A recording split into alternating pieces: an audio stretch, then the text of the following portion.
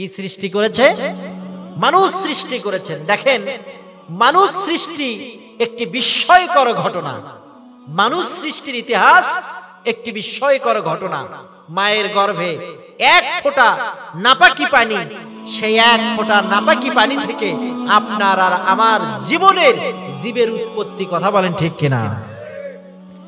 আল্লাহ রাব্বুল আলামিন বললেন, খলাকাল ইনসান।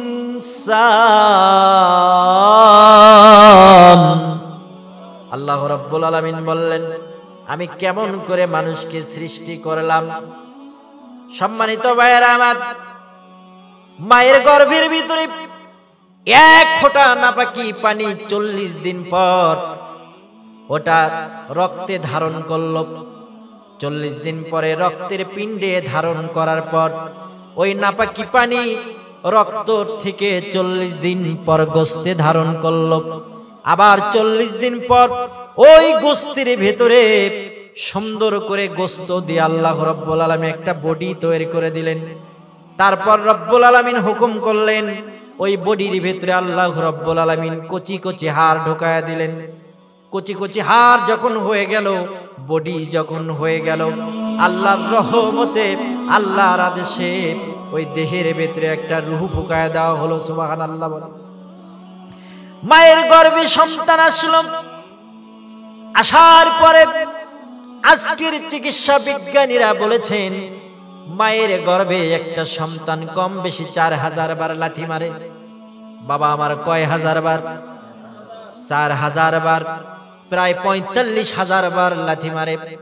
যখন লাস্টে একটা লাথি মারে, মায়ের প্রসব বেদনা শুরু হয়ে যায়। কলিজার 32টি নারী ছেঁড়ার যন্ত্রণা যেরকম কষ্ট ছটফট করে, সন্তান যখন ভূমিষ্ঠ করে একটা মা এতটা কষ্ট করে। কলিজার সেই কলিজার 32টি নারী ছেঁড়ার যন্ত্রণা মা যখন বহন করলো, সন্তানটা যখন ভূমিষ্ঠ হলো, সঙ্গে সঙ্গে ওই সন্তানের মুখটা দেখার সাথে সাথে কলিজার 32টি নারী ছেঁড়ার যন্ত্রণা মা ভুলে গেল।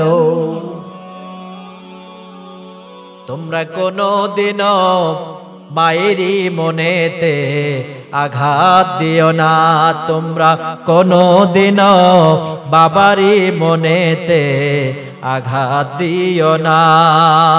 কত পাপী আছে রে ভাই মাকে কষ্ট দেয়, আছে না?